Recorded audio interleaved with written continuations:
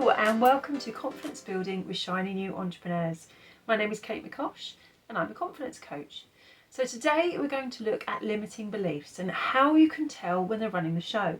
Now, as an entrepreneur, the beliefs that we hold about ourselves, our businesses and about our ability to succeed will massively impact on our behaviours, our actions and therefore the results that we get. If we really desire success, money and recognition of being an expert in our field, but we're running the I'm not worthy belief, our actions and our behaviours will take this as a directive and will follow suit, ensuring we stay on the I'm not worthy trajectory. We may have the occasional breakthrough, some little wins, but unless we take action to change our beliefs at their core, we'll soon go back to our old habits. Let me tell you a little story just to clarify my point. Hannah and Anna are identical twins. They're really close and have always had similar passions, skills and interests. Throughout school they both worked really hard, and through a strong work ethic and supportive parents they achieved really good grades. They both have an absolute passion for helping people and really want to make their own unique, significant contribution to the world. After finishing school and not really knowing what they want to do, they both fell into the corporate world and worked up the corporate ladders with some success. They both fell in love, they got married and started a family. However, both of them feel that something is missing in their lives and the corporate role isn't truly satisfying their need to make a unique difference to people's lives. On their 34th birthday, after several glasses of wine, a few shots and lots of very enthusiastic dancing, they say goodnight to their friends and end up back at Anna's house for a nightcap and a heart-to-heart. They talk for hours and hours and finally make up their minds. The next morning, after a hearty breakfast, courtesy of Anna's lovely husband Joe, and several guns of coffee, they set to work on their plan. They both enroll on a coaching course, one they can do while still carrying on with their day jobs. Both their families are fully supportive, although maybe a little unsure of what this might mean. 18 months later, and after over 60 hours of practice, they both qualify and are ready to launch their businesses, albeit on a part-time basis to fit in with their young families. Anna is passionate about children and parenting, so decides to become a parenting coach for new parents. Hannah loves health and well-being, so she decides to become a wellness coach. They start to launch their businesses, and this is where the differences in their beliefs really start to show up. Anna investigates local networking groups, particularly those for women, and signs up for an annual membership for one she feels is most aligned with her and her business. She gets a website built and starts to tell anyone and everyone that will listen about what she's doing, particularly the mums at the school games. She also starts writing blogs and articles on LinkedIn and begins really fleshing out her network. Slowly, bit by bit, the work starts coming in and Anna throws herself wholeheartedly into this endeavour, determined to make this her full-time role. It's not easy and she has moments of self-doubt, but ultimately she knows if she puts in the work, she will succeed. Hannah had to move away from her home location for her husband's work, so she can't go networking with Anna. But she has been where she is now in the local community for over 7 years and feels really comfortable there. She's in a local running group and with her passion for fitness and well-being has loads of friends with similar interests. Because this is all new to her though, she doesn't feel comfortable telling them about what she's doing, and if anyone asks her about her job role, she tells them about her part-time corporate job.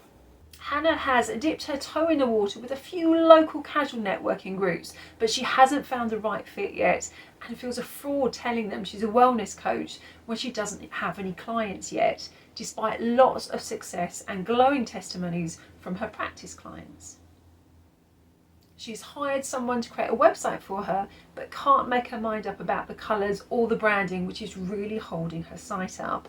Until she has this, she also can't make any business cards, which is stopping her from getting any clients. After listening to the story, do either of Anna or Hannah's story resonate with you? What beliefs do you think they're both running in the background? Let's delve a little deeper into their actions, as their actions can tell a lot about what someone is thinking. Let's take Hannah. She had a few self-doubts, but knows ultimately that if she can make this business if she just puts in the time and energy. She took a lot of action, including committing to an annual membership for a local networking group after investigating the ones which suit her and her business the best.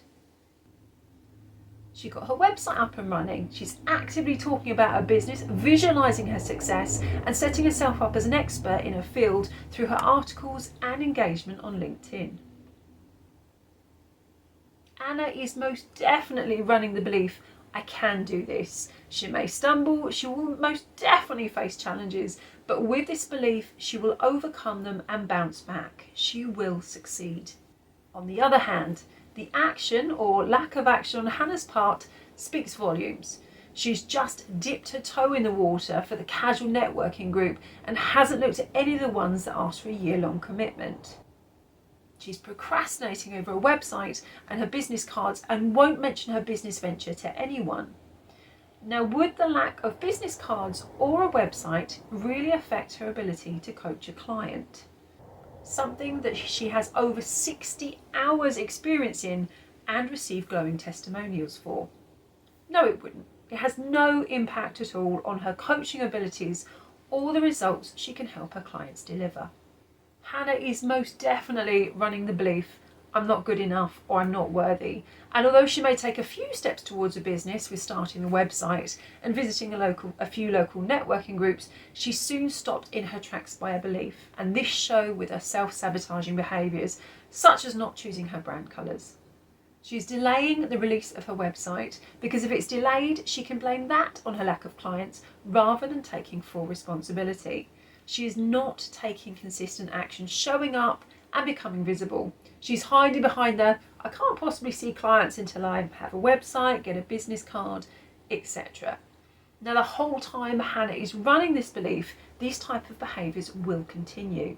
If someone approaches her about coaching work, she might get excited at first, but then get nervous, worried about her abilities as a coach due to her beliefs. And she may procrastinate in getting back to them and arranging a time and date for the session.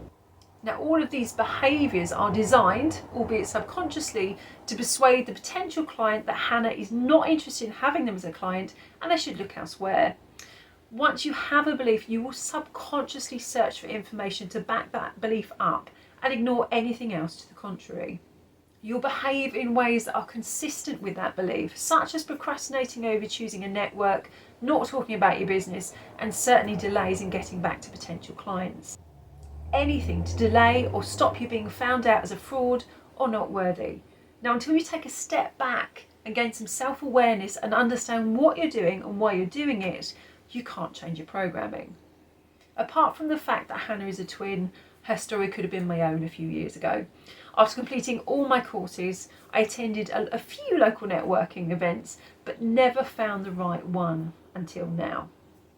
I had a website, but never wrote any blogs or articles, so never got any traffic to my site. I never used to be active on LinkedIn, and I would certainly never talk about my business with anyone. I was absolutely running the belief, I'm not good enough. So what changed? I discovered my block, my limiting belief. Now, mine was around money and charging for my services. Bizarrely, it took me paying for someone else's services, an energy healer, for me to finally understand what I'd been doing.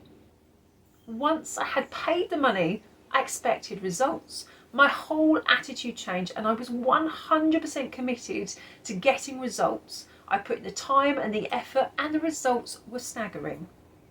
I went from no network, no LinkedIn, no YouTube series, and no real plan for my business to writing this whole YouTube series, committing to an annual female networking group, creating my own digital course, now in paying for someone else's services. The thing that had blocked me for ages, the penny finally clicked. Money is really just an energy exchange. If my clients didn't have any skin in the game, they'd not be putting their time and effort into making change happen and therefore would not get the results they desired. This changed everything for me. I realised I had this limiting belief about charging for my services and then took action to change it. I have not looked back since. So how about you? How can you tell when your limiting beliefs are running the show? Well, first, look around you. Are you where you want to be, doing the things you want to do and having the things you want to have? If the answer is no, and you do not feel you're currently taking positive action to bring these things into your life on a consistent basis, then the chances are you have a limiting belief that is stopping you. Now, one of the easiest ways I found to locate a limiting belief is to write out your goal on a piece of paper and sit with it for a while and just notice what feelings come up for you when you write it down. Do you feel excited, enthusiastic and ready to take action, or are you nervous, apprehensive and have a sense of doom about it? I've created a list of questions to help you dig down into what belief is causing this feeling and to help you get out of your own way. Just go to my website, confidencebuildingwithkate.co.uk, for a free limiting belief. As I said, loads of questions on there. Print it off, go through it, really get to grips with what limiting belief is stopping you. Imagine your goal was for your business to be so successful that you could leave your current employment. Write it down and just sit with it for a bit. Then write down what comes up for you and use the questions on the download to have a dialogue with yourself and get to the underlying belief. Once you have the underlying belief, there is a second part to this if you want to take it. The only way to change a limiting belief is to first recognise that you have it and recognise the behaviours and actions that you have been performing that reinforce this belief, such as self-sabotaging behaviour and procrastination. You can then actively change that belief by writing down the new belief you want for yourself, then act as if it were true. Actively look for evidence every day that the new belief has embedded itself and change any behaviours that don't support this. Energy flows where your attention goes, so ensure that your attention is on the new belief that you want to create. As an added bonus to really help you embed this new belief, I've also created a visualization script that you can download again from my website. Now, the script you can download for free and record it in your own voice, or ask a friend to do it for you, whatever you prefer. Alternatively, for £1.97, so less than a cup of coffee, you can also download the audio recording and you get to listen to my wonderful voice. Either way, listening to the recording and really visualising the steps will really help your subconscious brain accept the new programming and set you to look for evidence that the new belief is real and embedded in your psyche. Do also join up to my email list for prior notification of as and when I'm releasing these new videos. Hope you found it useful and wishing you all the very best.